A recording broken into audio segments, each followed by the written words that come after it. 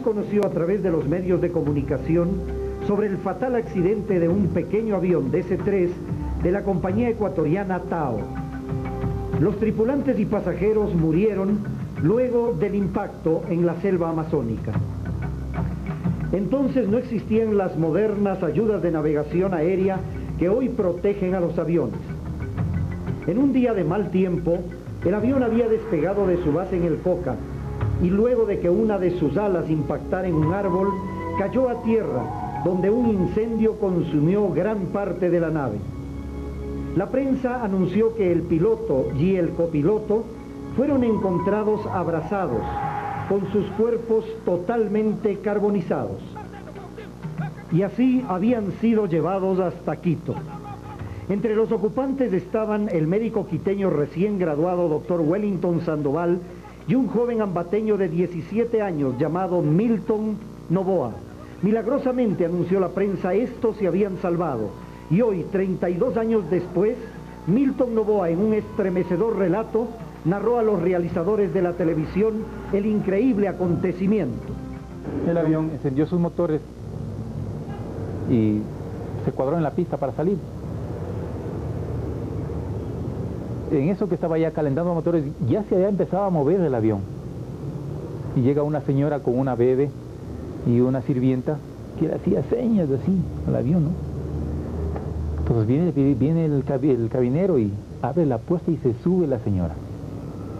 Entonces viene la señora y se sienta así en el extremo, así al lado mío. Y desde que salimos, eran unas nubarrones así, y entramos en mal tiempo. Y llovía, y llovía, y llovía, y llovía, y llovía, ¿no? Bueno, que bajaba y subía. Nunca vimos claridad, nunca. Desde que salimos, ¿qué sería? El avión volaría unos 10 minutos y nunca vimos claridad. Siempre metidos en tormenta. Volaríamos más o menos unos 45 minutos y el doctor le llama al cabinero.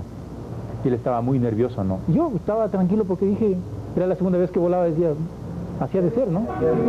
Sí. Entonces le dice, ¿puedo fumar?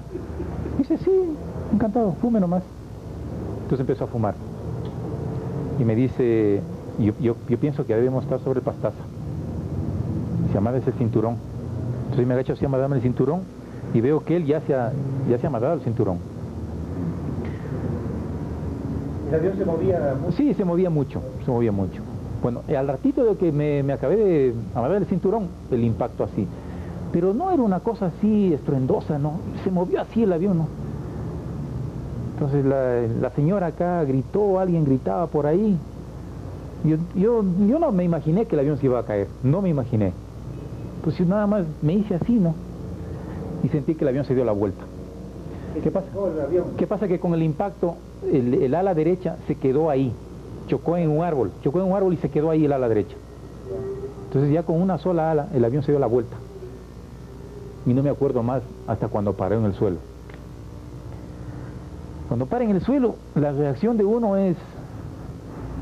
Tú no sabes si estás vivo o estás muerto, ¿no? Te queda así un momento así. Y no sabes qué es lo que pasa. No sabes qué es lo que sucede.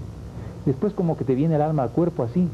Y te das cuenta de que estás vivo y que estás sentado en tu asiento. Y miras qué es lo que sucede, ¿no? Entonces veo que la candela venía, una llamarada así desde la cabina de adelante, que se incendiaba así, se incendiaba. Pero solamente la criatura de la señora lloraba. Lloró así unos 2 o 3 minutos y no más, se cayó. Entonces mi primera reacción, yo al ver la candela, pues enseguida levantarme y salir corriendo, pues. Entonces yo intento así de levantarme y veo que tenía el cinturón aquí, ¿no?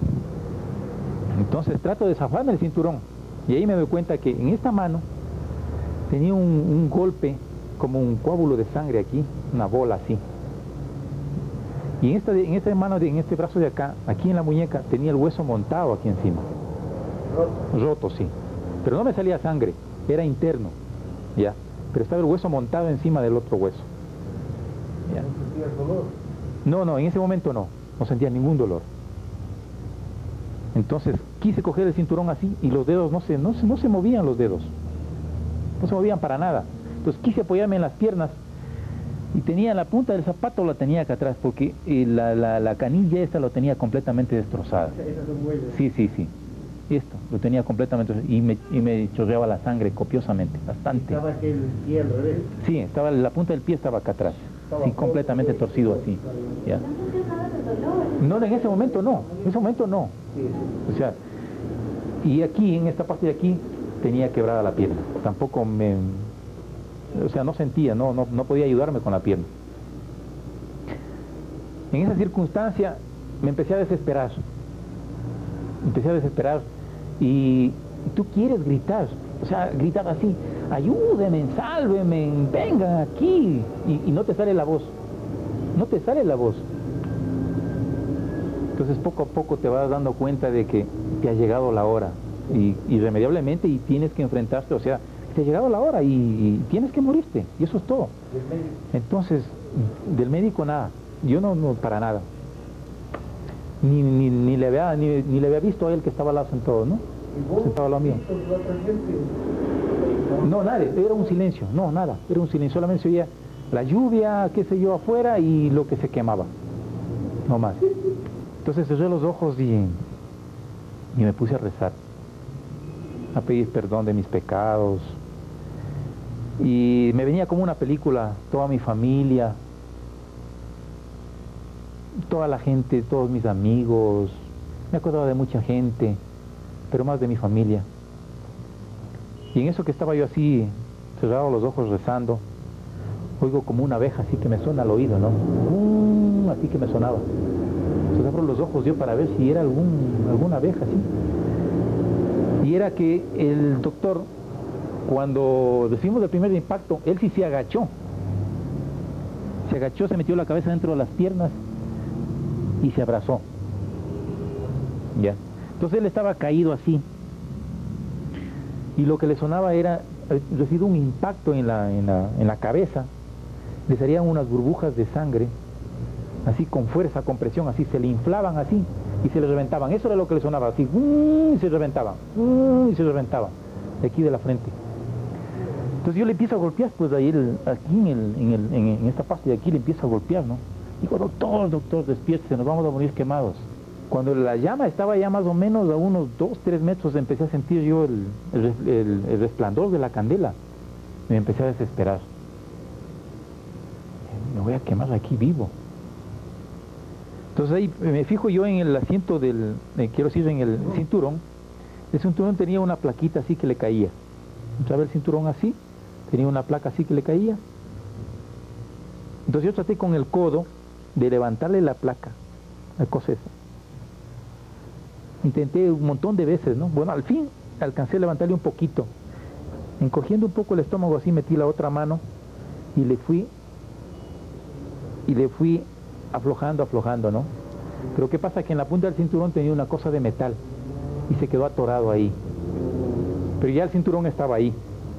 Entonces me chorrié por debajo del cinturón, me boté así para este lado. ¿Cómo se movía? Pero con las rodillas ya. No, o sea, me boté así, las piernas estaban así metidas, o sea, quedadas ahí, ¿no?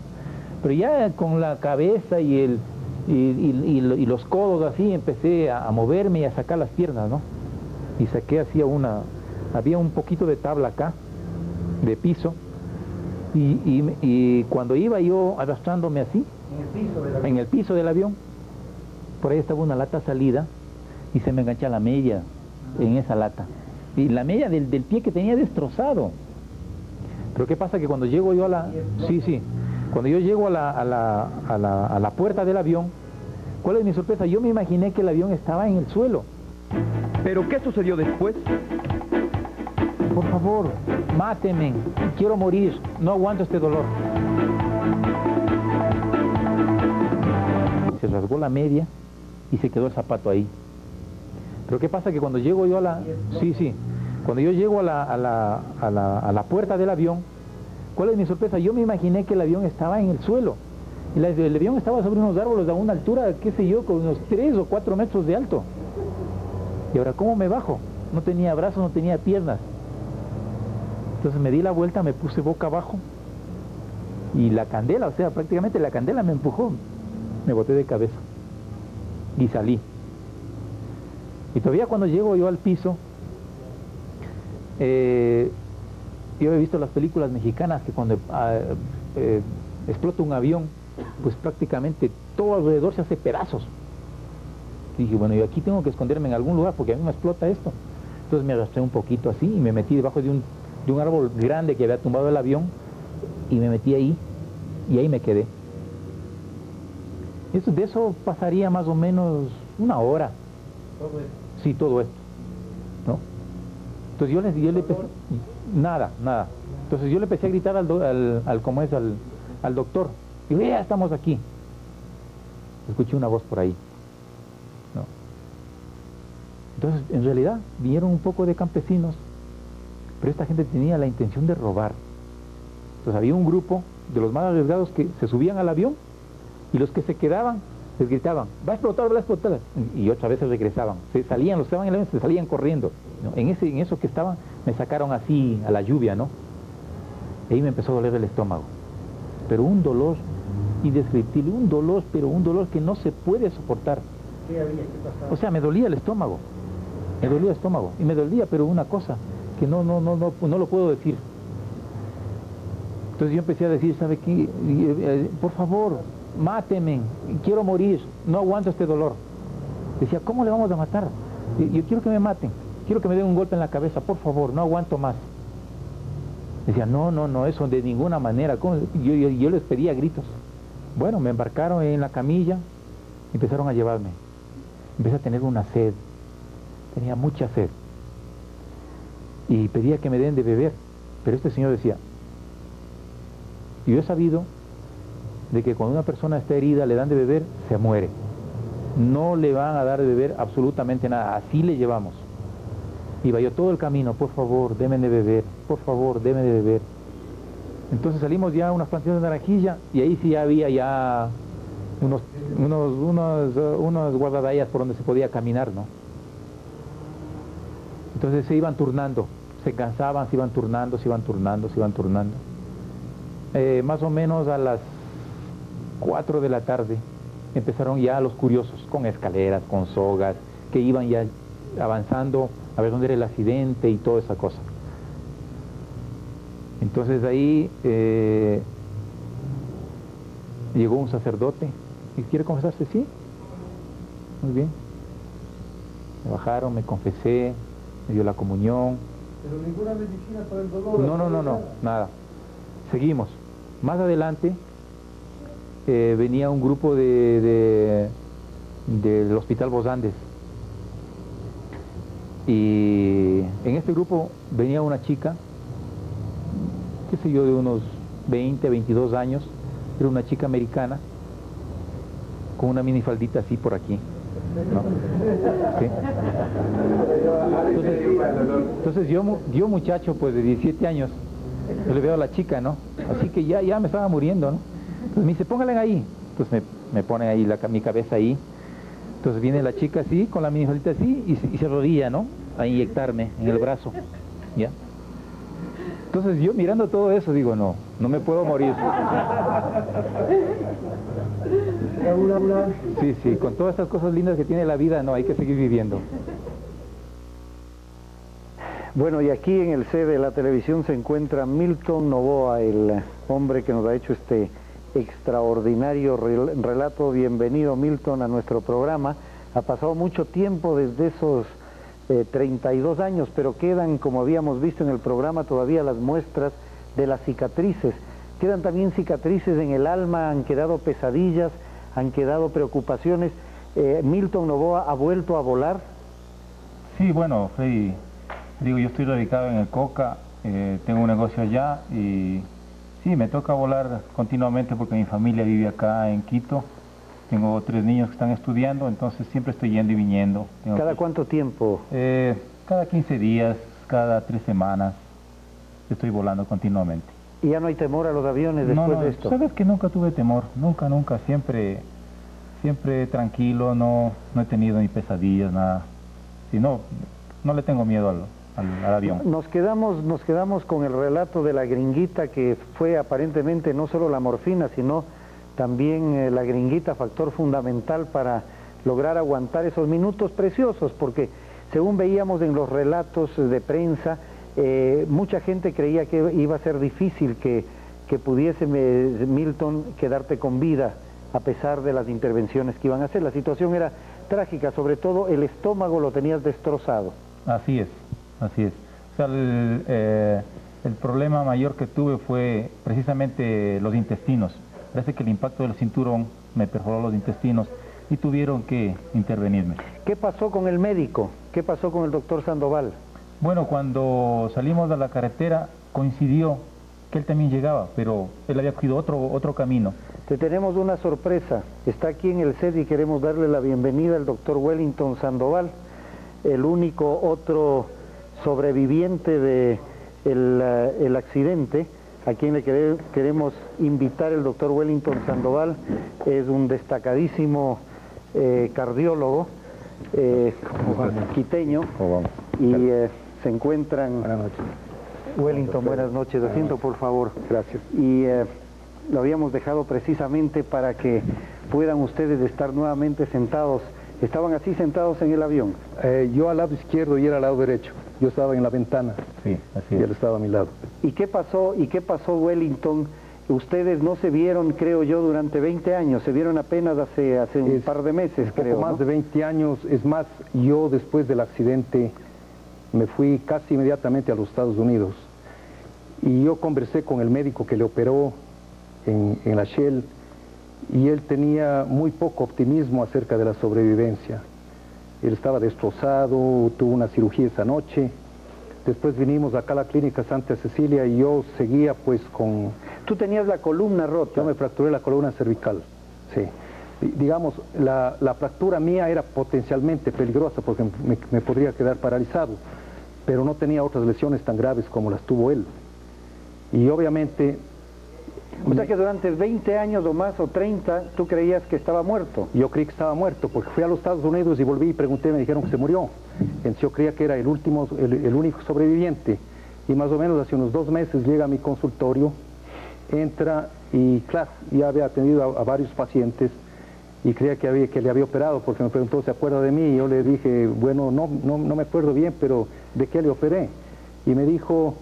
Yo estuve con usted al lado cuando me caí en el avión, entonces yo creí que estaba muerto, ¿no? Dije, ¿y eres de esta o de la otra? No, ¿qué pasó? ¿Qué edad tienes tú, Wellington? Tengo 56. Y 49 tiene Milton, o sea, tú eras un joven de Tenía 24 años, sí. 24 años ahí, pero faltaba una parte del relato, y es que ¿qué pasó con ese joven médico recién graduado, luego de que le sonaba como una abeja la sangre y estaba... inconsciente, ¿no? Sí. Aparentemente los codazos que decía Milton que te había pegado te reaccionaron. Claro, yo perdí el conocimiento. Estuve preparado para el golpe, me preparé, me puse en posición de choque, boté esferográfico, me acuerdo, porque ya vi que perdimos el ala contra un árbol y que se nos venía el accidente. Y esperaba el golpe que nunca le sentí. Nunca sentí el impacto.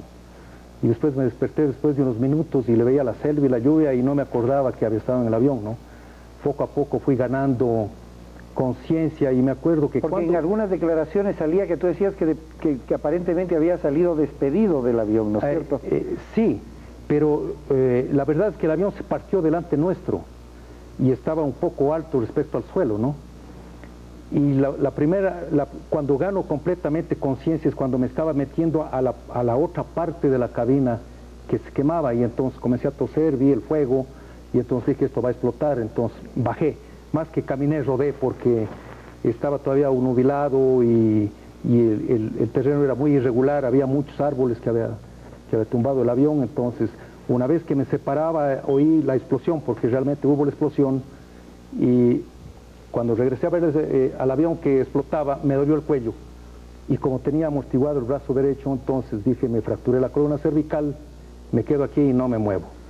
Ahí hubo una labor realmente heroica de la gente que nos rescató. Eso fue heroico. Duraron varias horas, ¿no? Claro, varias horas. Yo llevaba el tiempo porque una cosa interesantísima es que los relojes de todos, la gente se paró a la hora del accidente, que fue las 10:45, excepto el mío. El mío siguió funcionando el reloj, lo cual es una cuestión increíble, porque dada la desaceleración los relojes realmente se dañan en ese momento. Y más o menos a las 2 de la tarde aparecieron los primeros, que se acercaron y yo grité. Entonces él se acercó un señor que tenía blue jean, chompa negra y gorra negra, y dijo, ahí hay un vivo. Entonces se acercó a mí y yo le dije, por ahí hay otra persona que está viva, que era él, porque yo le veía que gritaba y después dejó de gritar, ¿no? ¿Y qué gritaba usted, Milton? Adolorido, estaba adolorido, se quejaba. Sí, o sea, me empezó a doler el estómago, ya, de una forma indescriptible. Entonces eso es lo que yo gritaba, ¿no? ¿Y cuáles serían las recomendaciones para situaciones, no de un accidente de avión, sino el caso este increíble? Ustedes llegaron al hospital, ¿a qué horas? El accidente fue a las 11 de la mañana. Noche, era a las 10 de la noche más o menos. Sí. 10 de la noche. O sea, más de 12 horas con el más intenso dolor, porque supongo que luego el dolor era peor y no había medicinas, no había... Exacto. ¿Qué puede hacer un ser humano? ¿Qué aconsejarían ustedes a cualquier persona que, esperemos que nunca le suceda a nadie, pero si alguna vez a alguien le sucede esto, en un conflicto, en una guerra, en un accidente de tránsito, un accidente de avión, y está solo como estaban ustedes, o está lejos de los servicios médicos? Yo le diría que, número uno, y yo creo que él también habrá analizado en sus noches de insomnio, qué es lo que hay que hacer. El instinto de conservación es tan poderoso que a uno le guía. Yo creo que todo consejo que pueda dar no es válido. Creo que cada persona tiene que pasar su propia experiencia para darse cuenta que el instinto de conservación es tan fuerte y tan lógico que le dirige, le guía. Mucha gente me preguntaba si tenía miedo a las culebras o Jamás me pasó por la cabeza eso. Yo lo que quería es primero escaparme del fuego y sobrevivir, ¿no? Y esperar que me rescaten. Yo recuerdo que más o menos nos cargaron unas 7, 8 horas con un esfuerzo físico, y ya te puedes imaginar, tremendo de la gente que nos cargó, y se estimulaban uno al otro porque se cansaban, ¿no? Después, más o menos a las 4 horas de que nos cargaban, llegaron los militares, rescate, me acuerdo incluso la ahora general Frank Vargas Pasos, que nos fue a rescatar. Dicen las crónicas precisamente el capitán Frank Vargas, claro, él fue uno de los que llegó allá, ¿no? Exacto, y nos cambiaron de las camillas improvisadas que hicieron estas gentes con palos y lianas a las camillas americanas, y nos cargaron los miembros del ejército. Pero qué diferencia. Yo dije, no, paren. Pero porque me dolía todo ahí. Tuvieron que pasarme otra vez a la camilla rústica y a que me carguen los mismos. Pero es que además a ti no se te apareció la gringuita que se le apareció a Milton. No, le voy a contar a Milton que la gringuita se llama Jenny, vive en Nueva York y es una enfermera norteamericana. Y porque yo le conocí a ella obviamente en el hospital, porque después me ponía las inyecciones, y claro, era un encanto, estamos de acuerdo. ¿Y cuál sería, Milton, creo que fue factor fundamental de la recuperación de los dos jóvenes accidentados? ¿Y cuál sería su recomendación, a más de lo que ha dicho Wellington? Bueno, no sé si estoy en lo cierto, pero creo que en un buen número de accidentes estar en la parte de atrás es aconsejable. Si nosotros estuvimos en el último asiento, y eso es prácticamente una suerte, ¿no? Que estábamos cerca de la puerta, quedó solamente la cola, siempre se estrella primero la parte de adelante, se destruye, yo no sé, algo de eso, ¿no? Creo que eso era antes, o en los aviones de hélice. Le digo esto para aclarar, porque si no creo que mañana se va a producir una conmoción en los aviones, claro, y todo el mundo va a querer ubicar la parte de atrás. Por cierto, vamos a pasar, esperamos que la próxima semana, un reportaje muy interesante sobre las prácticas que hacen ahora el personal aéreo, hemos filmado con el personal de TAME, para la sobrevivencia en la selva y para eventuales situaciones de dificultad que puedan existir. Wellington me decía que el momento en que esto se movía terriblemente, tú habías pedido si podías fumar. Te cuento que esta es una de las cosas que me ha dolido después del accidente, porque delante mío en el accidente, digamos en el asiento delantero, en el adyacente, estaba el enfermero que trabajaba conmigo, y él venía dormido. Y como quise fumar, porque yo ya me di cuenta que estábamos con problemas serios, no tenía fósforos y le desperté. Y le pedí los fósforos y claro, él ya se despertó, porque si no nunca hubiera sentido la muerte y es una cosa que me ha molestado siempre, que lo desperté a que me dé los fósforos. Respecto a los aviones, realmente sí, antiguamente en los aviones de los DC-3 yo siempre volaba en el último asiento de la izquierda y peleaba por ese puesto. ¿Y ahora? Es más, ese día, cuando subí al avión, estaba el capitán con una carta, el piloto, en el último asiento de la izquierda era mi amigo, él. Y entré yo y me dijo, Wellington, siéntate nomás en cualquier sitio. Digo, no, tranquilo, yo espero porque tú estás sentado en mi asiento.